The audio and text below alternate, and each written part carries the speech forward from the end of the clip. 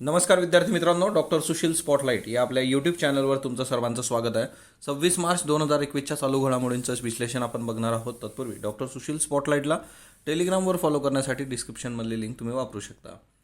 आजची जी पहिली न्यूज आपली आहे ती आशा भोसलेंसंबंधीची आहे. त्यांना महाराष्ट्र भूषण 2020चा पुरस्कार जाहीर झालेला आहे. गायिका आशा भोसले आता यांना 25 मार्च 2021 रोजी 2020चा महाराष्ट्र सरकारचा महाराष्ट्र भूषण पुरस्कार जाहीर करण्यात आला. जसं भारताचा भारतरत्न नागरी सन्मानांमध्ये सर्वोच्च आहे, तसा महाराष्ट्र शासनाचा महाराष्ट्र भूषण हा सर्वोच्च नागरी पुरस्कार आहे आणि त्याच्यामुळे हा प्रश्न विचारले जाण्याचे चान्सेस खूप जास्त आहेत. दुसरा याच्यातला मुद्दा असा आहे, 2015मध्ये बाबासाहेब पुरंदरे यांना हा पुरस्कार जाहीर झाला होता आणि त्यावेळेस काही इश्यूज झाले होते. त्यामुळे 2015 ते 2020पर्यंत हा पुरस्कार मधल्या काळात जो होता तो जाहीर झालेला नाही आहे आणि 15 नंतर डायरेक्टली 2020मध्ये आता हा जाहीर होतो आहे. त्याच्यामुळे याचं महत्त्व थोडंसं आहे, कारण मधल्या काळात सरकारने तो बंद करून टाकला होता, कारण बाबासाहेब पुरंदरेंना जाहीर झाल्यानंतर त्याच्यावर थोडे इश्यूज झाले होते. परंतु आता ठाकरे सरकारने तो परत सुरू केलेला आहे 2020मध्ये. त्याच्यामुळे हे आपल्यासाठी जास्त महत्त्वाचं ठरतं आणि महाराष्ट्राचा सर्वोच्च नागरी पुरस्कार आहे म्हटल्यानंतर विचारलं जाण्याचे चान्सेस खूप जास्त आहेत. आशा भोसलेंनी आतापर्यंत तुम्ही जर बघितलं तर विविध भारतीय आणि परदेशी जवळपास 14 भाषांमध्ये सुमारे 12,000 गाणी गायलेली आहेत. आशा भोसले हे नाव सर्वश्रुत आहे बघा. त्यांचं कामही तेवढं मोठं आहे. 1943 पासून त्या मराठी गाणी गात आहेत. 1950च्या दशकामध्ये माझं बाळ या चित्रपटापासून त्यांनी या गाणी गायला सुरुवात केली होती. आता त्यांचा जर पुरस्कार तुम्ही बघितले, त्यांना मिळालेले पुरस्कार, तर याच्यामध्ये दादासाहेब फाळके पुरस्कार चित्रपट क्षेत्रातला क्षेत्रातला सर्वोच्च पुरस्कार आहे, तोही त्यांना मिळालेला आहे. पद्मविभूषण पुरस्कार तोही त्यांना मिळालेला आहे. सो हे 2 पुरस्कार लक्षात ठेवा. उद्या आयदर आशा भोसलेंवर प्रश्न विचारला जाऊ शकतो किंवा महाराष्ट्र भूषण पुरस्काराचं बेसिक विचारलं जाऊ शकतं. महाराष्ट्रातील सर्वोच्च नागरी सन्मान 1997 पासून याची सुरुवात होते. स्वरूप जर तुम्ही बघितलं तर 10 लाख रुपये, स्मृतिचिन्ह, मानपत्र, शाल आणि श्रीफळ असं याचं स्वरूप आहे. पुरस्कार निवड समितीचे अध्यक्ष मुख्यमंत्री असतात आणि 2015मधला जो इश्यू होता मी तुम्हाला सांगितलं की 15मध्ये बाबासाहेब पुरंदरे यांना हा जाहीर झाला होता, त्याच्यानंतर 20मध्ये आशा भोसले यांना दिलेला आहे. मधल्या काळात हा पुरस्कार जाहीर झाला नव्हता, तेवढं एक लक्षात ठेवा. नेक्स्ट जी न्यूज आहे आपली ती म्हणजे महिलांची लष्करातील कायम नियुक्ती. आता खरं तर ते शॉर्ट सर्व्हिस कमिशन नंतर की बाबा परमनंट कमिशन करायचं की महिलांना 14 वर्षापेक्षा पण जास्त जी सर्व्हिस आहे त्याच्यामध्ये सामावून घ्यायचं, हा बराच आधीचा इश्यू आहे. आता याच्यात त्यांनी काय केलं होतं की कोर्टाने आधी निर्णय दिला होता की तुम्ही कायम नियुक्ती महिलांना दिली पाहिजे लष्करात आणि त्याच्यासाठी लष्कराने पण हो म्हटलं होतं. ते सगळं वर्क झालं. परंतु आता त्या कायम नियुक्तीसाठीचे जे काही निकष आहेत तर ते निकष नक्कीच महिलांना त्या प्रोसेसपासून बाजूला सारणारे आहेत आणि त्याच्यामुळे महिलांनी सर्वोच्च न्यायालयामध्ये याचिका दाखल केली होती. आता सगळ्यात महत्त्वाची गोष्ट जी होती की शारीरिक तंदुरुस्तीची अट ही मुळात एकतर्फी आणि अतार्किक आहे असं निरीक्षण सर्वोच्च न्यायालयाने 25 मार्च 2021मध्ये नोंदवलं. आता ही एक फार महत्त्वाची बाब आहे. आता तुम्हाला सिंपली जर असा प्रश्न विचारला की बाबा महिला आणि पुरुषामध्ये स्ट्रॉंग कोण आहे ना, तर बेसिकली काय ना की जेंडर इक्वॅलिटी आणि ते सगळे मुद्दे आहेत. तुम्हाला कदाचित मागे मी एकदा सांगितलं असेल, UPSCमध्ये हा प्रश्न विचारून झालेला आहे मुलाखतीमध्ये, की असं विचारलं गेलं होतं की ज्या काही मॅचेस क्रीडामध्ये आपण म्हणजे पुरुषांच्या मॅचेस असतात, महिलांच्या वेगवेगळ्या असतात, जर पुरुष आणि महिला यांच्या टीमच्या मॅचेस एकमेकाविरुद्ध लावल्या जातात, जसं चक दे इंडियामध्ये हॉकीची मॅच खेळवली जाते त्या पद्धतीने, तर मग आता याच्यामध्ये एक सिंपल मुद्दा असा आहे की प्रत्येक ठिकाणी आपण हा फॉर्म्युला नाही लावू शकत की जेंडर इक्वॅलिटी वगैरे. एकंदरीतच तुम्ही ओव्हरऑल विचार केला तर शरीराची ठेवण आणि त्या सगळ्या गोष्टींचा विचार करता तर कुठंतरी शारीरिक तंदुरुस्तीमध्ये जर तुम्ही एक्स्ट्रीम अटी टाकत असाल तर मग ते महिलांसाठी प्रॉब्लेमॅटिक ठरू शकतं आणि त्याच्यामुळे त्यांना कायम नियुक्तीपासून बाजूला सारलं जाऊ शकतं. तर हा पॅट्रियार्कियल ॲप्रोच आहे असं सर्वोच्च न्यायालयाने फार प्रॉपरली नोंदवलं आहे की समाजाची रचना ही पुरुषांनी त्यांच्यासाठी तयार केलेली आहे. काही लोकांना याच्यात काही चूक वाटत नाही, कारण ती त्यांनीच तयार केलेली योजना आहे. साधी गोष्ट आहे की एखादी व्यवस्था जर मी निर्माण केली तर मला वाटेल की ही बेस्ट आहे, जगातली सगळ्यात भारी आहे, परंतु तसं नसतं आणि त्याच्यामुळे तिच्यातले जे काही लूफहोल्स आहेत ते आपण समजून घेतले पाहिजे. मग आता पितृसत्ताक पद्धतीचं प्रतिबिंब जे आहे ते स्पष्टपणे उमटलेलं दिसतं की जी काही व्यवस्था आहे मग ती सामाजिक असू देत, मग ती बाकीच्या याच्यामध्ये रिफ्लेक्ट होत जाते. लष्करात काही वेगळ्या गोष्टी नाही आहेत आणि त्याच्यामुळे कायमस्वरूपी नियुक्त्यांच्या अनुषंगाने निश्चित करण्यात आलेले पक्षपाती निकष जे आहेत, जसं शारीरिक तंदुरुस्ती वगैरे, ते सर्वोच्च न्यायालयाने काढून टाकलेले आहेत. लष्करातल्या कायमस्वरूपी नियुक्तीच्या अनुषंगाने 80 महिला ज्या आहेत लष्करी अधिकारी त्यांनी न्यायालयामध्ये याचिका दाखल केली होती. आणि लष्कराच्या निवडक वार्षिक गोपनीयतेच्या अहवालातून पण मूल्यमापन जे आहे ते महिला अधिकाऱ्यांना बाजूला सारणार आहे हे पण दिसून आलेलं आहे. म्हणजे तिथं जे काही गोपनीय अहवाल दिले जातात वार्षिक, तिथंही महिलांना बाजूला सारण्याचा प्रयत्न होतो. आणि दुसरा तर मुद्दा आपण बघितला की शारीरिक तंदुरुस्तीच्या अटी. सर्वोच्च न्यायालयाच्या निर्णयामुळे आता लष्करातील महिलांना अधिकाऱ्यांच्या कायमस्वरूपी नियुक्तीचा मार्ग जो आहे तो येत्या काळामध्ये अजून जास्त पद्धतीने सुकर होईल, तर चांगली बाब आहे. भारतात सर्वाधिक 41% वाघांचे मृत्यू जे आहेत ते महाराष्ट्रात झालेले आहेत. नक्कीच खूप काही चांगली बाब नाही आहे ही, की क्लॉ ही जी संस्था आहे या संस्थेकडून दरवर्षी संपूर्ण भारतातील वाघांच्या मृत्यूची आकडेवारी दिली जाते. या आकडेवारीनुसार दर 2 दिवसात एक वाघ मृत्युमुखी पडत आहे. तर तुम्ही बघू शकता हे सिव्हिअर आहे, भयानक आहे. याच्यासाठी आपण काम करणं फार अपेक्षित आहे. अदरवाईज मग जो काही ऑलरेडी पर्यावरणाचे दुष्परिणाम आपण भोगतो आहोत आणि मग तिच्यातला जर एक एक प्राणी नष्ट होत गेला तर मग तो सगळा जो बॅलन्स आहे तो गडबडेल आणि मग त्याच्यासाठी मानवाला खूप मोठी किंमत मोजावी येत्या काळात लागू शकते. 2021च्या पहिल्या 3 महिन्यांमध्ये जानेवारी, फेब्रुवारी, मार्च हे 3 महिने जर तुम्ही बघितले तर संपूर्ण भारतात 39 वाघ मृत्युमुखी पडलेले आहेत. यापैकी 64% जे वाघ आहेत त्यांचा मृत्यू मध्य भारतात झालेला आहे. त्यातल्या त्यात जर तुम्ही बघितलं तर महाराष्ट्रात सर्वात जास्त 41% वाघ मृत्युमुखी पडले, तर मध्य प्रदेशमध्ये 23% मृत्युमुखी पडलेले आहेत. त्याच्यामुळे येत्या काळामध्ये महाराष्ट्रात आपल्याला खूप चांगल्या पद्धतीने गोष्टी अपेक्षित आहेत. एकंदरीतच मध्य प्रदेशमध्ये सुद्धा महाराष्ट्रातील 50%हून अधिक वाघ जे आहेत ते शिकारीमुळे मृत्युमुखी पडलेले आहेत. म्हणजे काय की शिकारीला आळा घालणं हे आपलं एक बेसिक आता लक्ष असलं पाहिजे. आता वाघाच्या शिकारीसाठी वायर ट्रॅप असेल, स्टील ट्रॅप असेल, है ना. बहेलिया टोळी जी होती ती स्टील ट्रॅप वापरायची बघा, पण त्यांना बाजूला करण्यात आलं. पण त्याच्यानंतर सुद्धा याचा वापर केला जातो. म्हणून वन विभागाला सापाळे शोधण्यासाठी मेटल डिटेक्टर देण्यात आला होता. ऑब्व्हियसली मेटल डिटेक्टरमध्ये हे सापाळे शोधले जातात, परंतु इतकी अत्याधुनिक यंत्रणा दिल्यावर सुद्धा गस्त घालताना त्याचा वापर वन विभागातले कर्मचारी करत नाही. म्हणजे कुठंतरी इथ्यात आपल्याला दिसतं की मग प्रोफेशनल इनकॉम्पिटन्सी आहे का, की तुम्ही ज्याला इथिक्समध्ये डिऑन्टॉलॉजिकल इथिक्स नावाची संकल्पना आहे बघा, कर्तव्यनिष्ठ नीतिशास्त्र जे आहे त्याचा जर विचार केला तर तिथं एक सिंपल गोष्ट आहे की तुम्ही तुमच्या कर्तव्याचं पालन केलं पाहिजे. मग तुमचं जे काही कर्तव्य आहे, मग आता इथं कर्तव्य आहे की तुम्ही मेटल डिटेक्टर घेऊन गस्त घाला, ती घातली जात नाही आणि त्याच्यामुळे वाघांच्या मृत्यूचा आलेख उंचावत चाललेला आहे. तर हे नक्कीच आपल्यासाठी चांगलं नाही. आता तुम्ही मला सांगणार आहात कमेंट बॉक्समध्ये वाघाचं IUCN स्टेटस काय आहे. 2020चं ऑलिम्पिक जी टॉर्च आहे ती प्रज्वलित झालेली आहे आणि ऑलिम्पिक ज्योत जपानमध्ये प्रज्वलित झालेली आहे. 1 वर्षापासून ती तिथं तेवत ठेवली होती बघा, आणि त्याचं इनॉग्रल फंक्शनसुद्धा झालेलं आहे. हा जो तुमच्यासमोर नृत्य तुम्हाला दिसतं आहे, ह्या ज्या मुली आहेत यांना म्हटलं जातं हलुवा गर्ल्स. ओके, हलवा वगैरे नाही, हलुवा गर्ल्स. तर ह्या जपानमध्ये नृत्य सादर करतायत आणि 2020 ऑलिम्पिक टॉर्च त्या संबंधीचं की ऑलिम्पिक ज्योतीचा प्रवास जो आहे 25 मार्च 2021 रोजी झाला. आणि याच्यामध्ये मग सगळ्या गोष्टी त्यांनी सांगितलं आहे, टाळेबंदी किंवा ते लॉकडाऊन, शारीरिक डिस्टन्स, ते सगळं पाळून आम्ही ती ऑलिम्पिक ज्योत फिरवणार आहोत. मागच्या 1 वर्षापासून शांतपणे ती प्रज्वलित ठेवण्यात आली होती.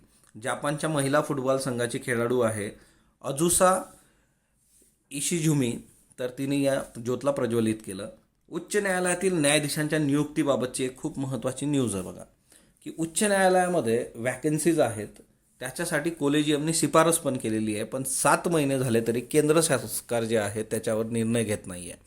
मग आता कुठंतरी एकीकडं तुम्ही म्हणतात की बाबा सिस्टीम कशी वर्क होणार, तर निर्णय पटकन घेतले गेले पाहिजे. कारण ऑलरेडी आपले जे न्यायालय आहेत त्यांच्यावर बर्डन खूप जास्त आहे, केसेस खूप जास्त आहेत, आणि त्याच्यामुळे तिथं जर न्यायाधीशच नसतील तर मग तारीख पे तारीख असे कितीतरी कैदी असतात बघा, ज्यांना कच्चे कैदी आपण मागं बघितलं होतं की त्यांची जी काही केस आहे ती हिअरिंगला पण येत नाही. म्हणजे ते 2-2 वर्ष, 3-3 वर्ष ते मध्येच पडलेले आहेत जेलमध्ये.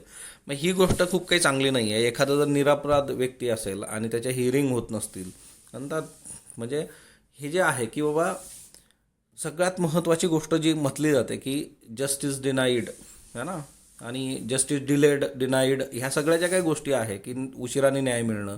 मधल्या काळात एक केस होती बघा की जवळपास 20 वर्ष जेलमध्ये व्यक्ती होती रेप केसमध्ये, आणि नंतर निर्दोष बाहेर आली, त्याचं सगळं कुटुंब उद्ध्वस्त झालेलं होतं वगैरे वगैरे, त्या सगळ्या गोष्टी समोर आल्या. एकंदरीतच न्यायाधीशांची नियुक्ती हा खूप महत्त्वाचा मुद्दा आहे, जेणेकरून की न्यायाधीश जर प्रॉपर असले तर न्याय देण्याचं काम प्रॉपर होऊ शकतं. परंतु आता याच्यामध्ये 25 उच्च न्यायालय भारतातले, त्याच्यात 1080 न्यायाधीशांची पदं आहेत. त्याच्यामध्ये 1 मार्च 2021चा विचार करता किंवा सद्यस्थितीमध्ये 661च न्यायाधीश कार्यरत आहे आणि जवळपास 419 पदं जी आहेत ती रिक्त आहेत. आता कोलेजियमने यासंबंधी शिफारस केलेली आहे का? शिफारस केलेली आहे. कोलेजियममध्ये कोण असतं? चीफ जस्टिस ऑफ इंडिया आणि सिनियर मोस्ट 4 जजेस जे आहे सुप्रीम कोर्टाचे. तर त्यांनी शिफारस करून सुद्धा 7 महिन्यामध्ये केंद्र सरकारने कोणताही निर्णय याच्यावर घेतलेला नाही आहे. आता बघा, सर्वाधिक रिक्त पदं असणारे जे काही उच्च न्यायालय आहेत तर ते पटना, तिथं 60.4%, कोलकाता 55.6% आहे ना. दीदी त्याच्यामुळेच नाराज आहेत बघा. राजस्थान 54%, मध्य प्रदेश 49.1%, आंध्र प्रदेश 46%. सो हे सर्वात जास्त रिक्त पदं असणार आहे. म्हणजे जर 60%, 55%, 50%, जवळपास 50% जजेस तिथं नाही आहे, तर काय न्यायदानाचं काम होणार? आणि सर्वात कमी रिक्त पदं जर तुम्ही बघितली तर मग इकडं जरा चांगली परिस्थिती आहे की ईशान्य भारत, मणिपूर, मेघालय, सिक्कीम 0%. आता मणिपूर, मेघालय, सिक्कीम 0%. आता याच्यामध्ये पण जर बघितलं तर हे जे न्यायालय आहेत इथले हायकोर्ट जे आहेत तर इथं खूप जास्त न्यायाधीश तिथं नसतात, है ना. 3, 4, 2 अशा पद्धतीने. मग त्याच्यामुळे तिथं रिक्त पदांचा एवढा इश्यू नाही आहे. केरळ जे आहे 14.9 आणि गुवाहाटी जे आहे 16.7%, हे सर्वात कमी. परंतु हे आपल्यासाठी, आता ही आकडेवारी कशी आहे ना, की ही आकडेवारी तुम्ही एसेमध्ये वापरू शकता, इंटरव्ह्यूमध्ये तुम्ही जर रेफरन्स दिला तर ऑब्वियसली तुमचं इम्प्रेशन फार वेगळं असतं. मोरेश्वर कुंटे यांचं निधन झालेलं आहे, वय वर्ष 82. मंदिर कोशाची निर्मिती करणारे, तसंच मंदिर या विषयावर जवळपास 40 पुस्तकं श्री व सौ कुंटे म्हणजे कुंटे दाम्पत्य यांनी लिहिलेली आहे. 1991 पासून वानप्रस्थ आश्रम स्वीकारला होता त्यांनी आणि जवळपास 2 व्हीलरवरून महाराष्ट्रात 1,15,000 किलोमीटरचा प्रवास केला. 25,000पेक्षा जास्त मंदिरांची माहिती, त्यांची चित्र त्यांनी जमा केली. त्याच्यातून हे पुस्तक आलेले आहेत बघा. आणि ह्या कार्याची दखल जी आहे लिम्का बुक ऑफ रेकॉर्ड्सनी घेतलेली आहे, Limca book of world records. Vilas Wagh, वय वर्ष 82, यांचंही निधन झालेलं आहे. परिवर्तन चळवळीतले ज्येष्ठ कार्यकर्ते, विचारवंत, लेखक आणि सुगावा प्रकाशन जे आहे त्याचे प्रमुख होते. 1983 त्यांनी उषा वाघ यांच्याशी आंतरजातीय विवाह केला होता. परिवर्तन मिश्र विवाह संस्थेच्या स्थापनेद्वारे आंतरजातीय विवाह चळवळीसाठी त्यांनी वाहून घेतलं. म्हणजे स्वतः आंतरजातीय विवाह केलेला आहे आणि त्या चळवळीसाठी त्यांनी स्वतःला वाहून घेतलं. सुगावा नियतकालिक जे आहे त्याच्याबरोबर सामाजिक चळवळीला मार्गदर्शक ठरू शकतील अशी महात्मा फुले आणि डॉक्टर बाबासाहेब आंबेडकर यांची अनेक पुस्तकं त्यांनी प्रकाशित केलेली आहेत. बघा, एकंदरच जी काही समाजातली समता असू देत किंवा एकंदर जे काही मानवी हक्क आहे याची जाणीव करून देणारे हे खूप महत्त्वाचे 2 ना, म्हणजे लार्जर दॅन लाईफ असे व्यक्तिमत्व होते महात्मा फुले आणि doctor Babasaheb Ambedkar. Okay, so त्यांच्या संबंधीची पुस्तकं त्यांनी प्रकाशित केलेली आहेत. तर विलास वाघ, सुगावा प्रकाशन लक्षात ठेवा. लसीकरणाच्या बाबतीमध्ये महाराष्ट्र देशात अव्वल आहे. आता हे काय म्हणजे लक्षात ठेवायचं नाही आहे, पण आताची परिस्थिती चांगली आहे बाबा लसीकरणाच्या बाबतीमध्ये महाराष्ट्र. आणि 2 नंबरला राजस्थान आहे बघा. 1 नंबरला महाराष्ट्र, 2 नंबरला राजस्थान, 3 नंबरला उत्तर प्रदेश, 4 नंबरला पश्चिम बंगाल. सो लसीकरण, सर्वाधिक लसीकरण झालेली ही राज्य आहेत आता मार्च 25पर्यंत. सो ती एक लक्षात ठेवा. याच्यामध्ये परत बदल होऊ शकतो येत्या काळामध्ये, पण सध्या तरी ही परिस्थिती आहे. ओके, सर्वात जास्त महाराष्ट्र लसीकरण. भारत आणि बांगलादेशचे जर संबंध बघितले तर त्या संबंधीचं खूप महत्त्वाचं आर्टिकल आज द हिंदूला आहे की जवळपास जर बघितलं की एकंदरीतच भारत आणि बांगलादेश यांच्या बाबतीमध्ये जर सगळा मुद्दा जर आपण बघितला की बांगलादेशी रिफ्युजी आणि त्यांच्याकरता जवळपास 3,900 भारतीय सोल्जर्स जे आहेत ते शहीद झालेले आहेत, है ना. आणि एकंदरीतच 10 मिलियन बांगलादेशी रिफ्युजी जे आहेत, है ना, भारतात शेल्टर आहेत, भारतात राहतात. आता भारताचं जे बांगलादेशबरोबर रिलेशन आहे तर तिच्यामध्ये असं खूप एक्स्ट्रीम लेवलला कधी गोष्टी गेलेल्या नाही आहे. सुरुवातीचा जो काळ होता की प्रेसिडेंट जे होते बांगलादेशचे शेख मुजीबुर रहमान, त्यांचं हत्या करण्यात आली होती, है ना, ॲसिसिनेशन ऑगस्ट 15, 1975ला. त्याच्यानंतर मिलिटरी रूल आणि त्या सगळ्या गोष्टी झाल्या की जनरल झिऊर रहमान जे होते ते मग प्रेसिडेंट झालेत. त्यांची पण हत्या झाली 1981. ओके, सो एकंदरीतच मग लोकशाही गव्हर्नमेंट, लष्करी राजवट या सगळ्या याच्यामध्ये आपले रिलेशन बांगलादेशबरोबर होते. आता बांगलादेशच्या याच्यामध्ये जर तुम्ही बघितलं की चांगले कल्चरल टाईज आपले त्यांच्याबरोबर आहे, ट्रेड आहे, कनेक्टिव्हिटी, व्यापार वगैरे सगळ्या गोष्टी आहेत. बांगलादेशच्या बाबतीमध्ये दुसरी महत्त्वाची बाब जी होती की आपण जे लँड बाँड्री ॲग्रीमेंट केलं 2015, तर ती गोष्ट खूप चांगली आहे. त्याचं रिझन होतं की आपण खूप शांततेच्या मार्गाने जो काही आपला सीमावाद होता तो संपवला होता. म्हणजे एकंदरीतच लोकांना त्यांना कुठल्या देशात राहायचं आहे, कुठं रेसिडेंट्स ते पाहिजेत, बांगलादेश भारत हे चूज करून त्यांना त्यांचा देश निवडण्याची जी काही संधी दिली गेली होती आणि त्याच्यामधून सगळं शांततेच्या मार्गाने हे झालं होतं. आणि याच्यामध्ये एक महत्त्वाचा रोल जो आहे शेख हसीना ज्या आहेत की ते एकंदरच भारताला प्रो आहेत आणि त्याच्यामुळे त्या सत्तेत राहणं हेही आपल्यासाठी गरजेचं असतं. बऱ्याचदा काही निर्णय टफ घ्यावे लागतात, परंतु हेही आपल्याला लक्षात घ्यायचं आहे की शेख हसीना तिथं सत्तेत असल्या तर नक्कीच आपल्याला फायदा होतो. आता याच्यामध्ये दुसरी महत्त्वाची बाब जी आहे की शेख हसीना यांनी भारताच्या अगेन्स्ट काम करणारे जे काही गट आहेत की जे बांगलादेशामध्ये राहून भारतीय सीमेवरून मग गडबड करतात, त्यांच्या अगेन्स्ट एक हार्श हे घेतलेली आहे की पर्टिक्युलरली ते जे सगळे गट आहेत त्यांना निस्तनाबूत करायचं ते शेख हसीना यांनी खूप प्रॉपरली केलेलं आहे. आपली जी सीमा आहे ती पीसफुल कशी राहील त्याच्यावर काम झालेलं आहे. त्याच्यानंतर दुसरा महत्त्वाचा मुद्दा जो आहे की साऊथ एशिया, दक्षिण आशियामध्ये बांगलादेश हा आपला मोठा ट्रेडिंग पार्टनर आहे. जवळपास 2018-19मध्ये $9.21 बिलियन, ओके, एवढा सगळा बिझनेस आपण त्यांच्याबरोबर केलेला आहे. तिथून इम्पोर्ट जो आहे आपला तो $1.4 बिलियन आहे. त्याच्यानंतर भारत त्यांना ड्युटी फ्री असेच देतो. कितीतरी बांगलादेशी प्रोडक्ट जे आहे त्याला ड्युटी फ्री, मग त्याच्यावर कसलंही कर न लावता, तर तेही आपण करत असतो. दुसरी महत्त्वाची गोष्ट जी आहे की एकंदरीतच भारताने बांगलादेशला जवळपास $8 बिलियन दिले होते. मग याच्याकरता काय, कन्स्ट्रक्शन ऑफ रोड, रेल्वेचे ब्रिज, पोर्ट्स, बंदरं विकसित करा, रेल्वे ब्रिजेस विकसित करा, तर याच्यासाठी दिले होते आणि खूप चांगल्या पद्धतीने हे सगळं काम चालू आहे. म्हणजे भारत तिथं पायाभूत सुविधांसाठी पण सुद्धा काम करतो आहे. टुरिस्टचा जर तुम्ही विचार केला तर टुरिस्टच्या बाबतीमध्ये वेस्टर्न युरोपमधून 2017मध्ये जेवढे काही आपल्याकडे आलेले आहेत पश्चिमी युरोपमधून, त्याच्यामध्ये 5 पैकी 1 जर तुम्ही विचार केला म्हणजे तिकडून जेवढे येतात तर त्याच्यामध्ये 5 पैकी 1 जो आहे तो बांगलादेशीच आहे. त्याच्यामुळे भारतात पर्यटनाच्या याच्यामध्ये सुद्धा बांगलादेशाकडून आपल्याला खूप चांगल्या पद्धतीने गोष्टी येतात. त्याच्यानंतर जवळपास 35% जे इंटरनॅशनल पेशंट्स आहेत भारतात येतात. मेडिकल टुरिझम नावाची गोष्ट, त्याच्यासाठी 35% जे काही पेशंट्स इथं उपचाराला येतात ते बांगलादेशी आहेत. ओके, आणि जवळपास मेडिकल टुरिझममधून आपल्याला जवळपास 50%पेक्षा जास्त रेव्हेन्यू बांगलादेशमधून मिळतो. तर ही फार महत्त्वाची गोष्ट आहे.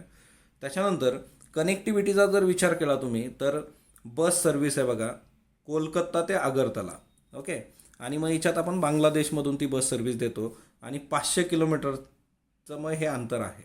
जर तुम्ही चिकन नेकमधून गेलात म्हणजे फक्त भारतातूनच तुम्ही हा रस्ता काढला तर 1650 किलोमीटर जाऊ शकतो. शेजाऱ्याशी आपल्याला चांगले रिलेशन टिकवणं काय, म्हणजे तुमच्यापैकी जे शेतकरी असतील त्यांना माहीत असेल बघा, बस शेतीच्या बाबतीमध्ये आहे ना, बऱ्याचदा आपला जो ॲक्च्युअल रस्ता असतो त्याच्यापेक्षा थोडी वाट वाकडी करून पण आपल्याला बऱ्याचदा फायदा होतो की दुसऱ्या शेतकऱ्याच्या याच्यातून बरा आम्हाला रस्ता वापरू दे वगैरे. जे आता लोक शेतकरी असतील त्यांनाही फार म्हणजे एक वेळ 2 देशांमधला सीमावाद शांत होऊ शकतो, पण शेतीचे रस्ते आणि शेतीचे जे काही हे आहेत बॉर्डर्स ते भयानक काम असतं. पण बघा बांगलादेशमधून आपण कोलकाता आगरतला चालवतो ते फक्त 500 किलोमीटर आणि 1650 किलोमीटर पडू शकतं जर फक्त भारतातून ती बस कोलकाता ते आगरतला गेली तर चिकन नेकमधून. ओके, तर तो एक खूप महत्त्वाचा मुद्दा आहे. त्याच्यानंतर दुसरी महत्त्वाची गोष्ट जी आहे की आता 1.9 किलोमीटरचा मैत्री सेतू आपण जो आहे तो बांधलेला आहे. पंतप्रधान नरेंद्र मोदींनी त्याचं उद्घाटन केलं. तर तो साबरूम नावाचं ठिकाण आहे भारतामधलं आणि रामगड नावाचं ठिकाण आहे बांगलादेश, यांना जोडतो बघा मैत्री सेतू. MCQ करता हाही खूप महत्त्वाचा मुद्दा आहे. त्याच्यानंतर दुसरी महत्त्वाची गोष्ट आहे की 2 बंदरं आहेत की जे 2019मध्ये आपण बघितले होते. एक मोंगला पोर्ट आहे आणि एक चट्टोगाम पोर्ट आहे, सी पोर्ट आहेत. सो समुद्रातली ही 2 बंदरं भारताला वापरण्याची परमिशन जी आहे ती बांगलादेशने दिलेली आहे. तर हाही आपल्यासाठी खूप महत्त्वाचा मुद्दा आहे. ओके, त्याच्यानंतर एकंदरीतच रेल्वेचं रूट आणि रेल्वेची जी काही कनेक्टिव्हिटी आहे तीही चांगली आहे. थोडासा इश्यू जो आहे तो तिस्ता वॉटरशी रिलेटेड आहे बघा. तिस्ता नदीचं पाणी जे आहे तो थोडा आता वादाचा इश्यू आहे, पण तो आपण सॉर्ट आउट करणं गरजेचं आहे. दुसरा मुद्दा जो आहे की बॉर्डरचे जे इश्यूज आहेत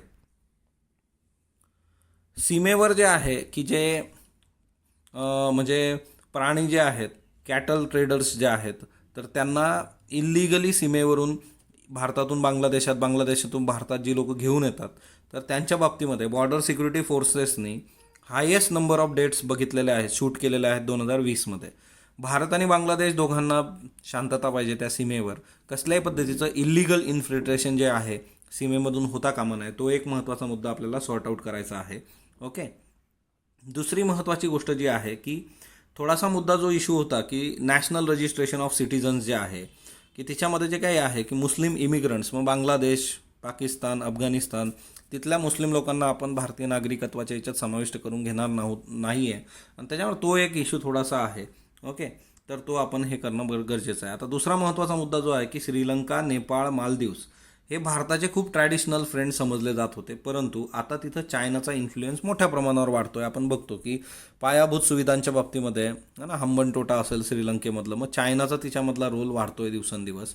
म्हणजे नेबरहूड फर्स्ट पॉलिसी हा जो काही मुद्दा आहे, मग याच्यामध्ये चायना जो आहे तो कशा पद्धतीने वर्क करतो, किंवा भूटानसारखा जो देश आहे तोही भारताच्या इन्फ्लुएन्समधून बाजूला सरकतोय. कारण भूटान, बांगलादेश, इंडिया, नेपाळ BBIN हा जो मोटर व्हेकल ॲग्रीमेंट होतं तिच्यातून भूटान बाहेर पडलेला आहे. आणि याच्यात म्हटलं जातं की हा सगळा इन्फ्लुएन्स जो आहे शेवटी कुठं ना कुठं चायना तिथं गडबड करत असतं. मग या सगळ्यांचं लक्षात घेता आपण एकतर बांगलादेशबरोबरचे आपले संबंध अजून स्ट्रॉंग करणं आणि या देशांशीही ते कशा पद्धतीने होतील ते बघणं. सो हा एक खूप महत्त्वाचा मुद्दा आहे. 25-26 जे आहे की 26-27ला आपले पंतप्रधान तिथं आहेत. शेवटी 3C यांनी सांगितलेले आहेत: कोऑपरेशन, कोलॅबरेशन, कन्सोलिडेशन. सो एकमेकांसोबत काम करणं, कोलॅबरेशन करणं, कन्सोलिडेशन करणं, याच्यातून गोष्टी खूप चांगल्या होऊ शकतात. तर हे खूप महत्त्वाचं आहे बघा. सो भारत बांगलादेशबद्दल ह्या गोष्टी लक्षात ठेवा. नॉर्थ कोरियाने बॅलिस्टिक मिसाईल लॉन्च केलेली आहे आणि एकंदर नॉर्थ कोरियाकडून आपण दुसऱ्या गोष्टी एक्सपेक्ट पण करू शकत नाही. एकीकडं जपान त्याच्याबद्दल बोलतं आहे. आता इश्यू असा आहे, जॉग्रफी तुम्ही मॅप बघा की या नॉर्थ कोरियाला जर मिसाईल सोडायची असली तर ते जपानच्या दिशेने सोडू शकतं, कारण वरती जे आहे रशिया आहे, साईडला जे आहे चायना आहे. तर त्या सगळ्या गोष्टींचा विचार करता जॉग्रफिकली जे आहे हे त्यांना जापानच्या दिशेने ते सोडणं अपेक्षित आहे. आणि त्याच्यामुळे जापानची ती नाराजी प्रत्येक वेळेस असते, पण याला जॉग्रफी कारणीभूत आहे. कारण जरी नॉर्थ कोरिया गडबड करणारं असलं तरी ते रशियासारख्या देशाबरोबर है ना, रशियाला गुदगुल्या करायच्या म्हटलं काय, ते उचलून घेऊन जातील या माणसाला, है ना. भारतीय महिलांचं सुवर्ण यश. आता बघा, हे चिंकी यादव, राही सरनोबत, मनू भाकर यांना 25 मीटर पिस्तलात सांघिक सुवर्ण मिळालेलं आहे. ही विश्वचषक नेमबाजी स्पर्धा सुरू आहे. भारत आता अग्रस्थानी आहे याच्यातल्या. जेव्हा फायनल संपेल त्यावेळेस आपण सगळा आढावा त्याचा घेऊयात. 24चे प्रश्न बघा. खालीलपैकी पश्चिमी आफ्रिकेतील नसलेला देश ओळखा. चाड, है ना. याचा मॅप आपल्या ग्रुपवर सुद्धा आहे. 2021च्या आकडेवारीनुसार सर्वाधिक वनातील वनवे लागणाऱ्या राज्यांचा क्रमाने लावा. तर हे जे आहे ओडिसा, मध्य प्रदेश, महाराष्ट्र. सर्वात जास्त ओडिसामध्ये, मध्य प्रदेश 2, महाराष्ट्र 3. भारतात जन्ममृत्यू विवाह नोंदणी यासाठी 1896मध्ये कायदा करण्यात आला. 1998मध्ये महाराष्ट्रात विवाह नोंदणीसाठी विशेष कायदा करण्यात आला. दोन्ही बिनचूक नसलेली विधानं तुम्हाला ओळखायची आहे. बिनचूक नसलेलं म्हणजे काय? चूक. तर हे यापैकी नाही, कारण दोन्ही योग्य आहेत. हे GV रामकृष्ण यांच्याबद्दल बिनचूक विधान निवडा. निर्गुंतवणूक आयोगाचे पहिले अध्यक्ष होते, सेबीचे जनक होते. सो बिनचूक विधानं दोन्ही बरोबर आहे. सागर सरहदी हे कुठल्या क्षेत्राशी संबंधित आहे? तर सागर सरहदी जे आहे ते मनोरंजन, चित्रपट, लेखन, पटकथा वगैरे. आजचे प्रश्न घ्या. राष्ट्रीय शिक्षण धोरण 2020नुसार शिक्षणावर भारताच्या एकूण GDPच्या तुलनेत किती खर्च अपेक्षित आहे व वास्तवात किती खर्चाची तरतूद केंद्रीय अर्थसंकल्प 2020-21-22मध्ये आहे? 6%, 4%, 6%, 3.5%, 4%, 5%, 4%, 3%. केंद्रीय अर्थसंकल्प 2021-22मध्ये शिक्षणासाठी केलेली तरतूद 2020-21 पेक्षा अधिक आहे. महाराष्ट्राचा अर्थसंकल्प 2021-22मध्ये शिक्षणासाठी केलेली तरतूद 2020-21 पेक्षा कमी आहे. फक्त अचूक, ब चूक, बिनचूक आणि अब चूक. टाळेबंदी दरम्यान नकारात्मक वाढ झालेले क्षेत्र खालीलपैकी कोणते? पर्यटन, प्रवास, हॉटेल, ई-कॉमर्स, आरोग्यसेवा. अकड, अबकड, अबक वरील सर्व. सुएझ कालव्याबाबत बिनचूक नसलेलं विधान ओळखा. भूमध्य समुद्र व लाल समुद्र यांना जोडतो. 1859 पासून कार्यरत. इराकमध्ये स्थित आहे. फक्त ब, ब, अबक आणि बक. आशियातील सर्वात मोठं टुलिप गार्डन जम्मू काश्मीरमधील कोणत्या डोंगर रांगांच्या पायथ्याशी आहे? झबरवान, झास्कर, काराकोरम, पीर पंजाल. याचे उत्तर तुम्ही कमेंट बॉक्समध्ये देणार आहात. स्पॉटलाईटला जो तुम्ही प्रतिसाद देता त्याबद्दल मी आपला आभारी आहे. स्पॉटलाईटला लाईक करा, शेअर करा, सबस्क्राईब करा. धन्यवाद विद्यार्थी मित्रांनो.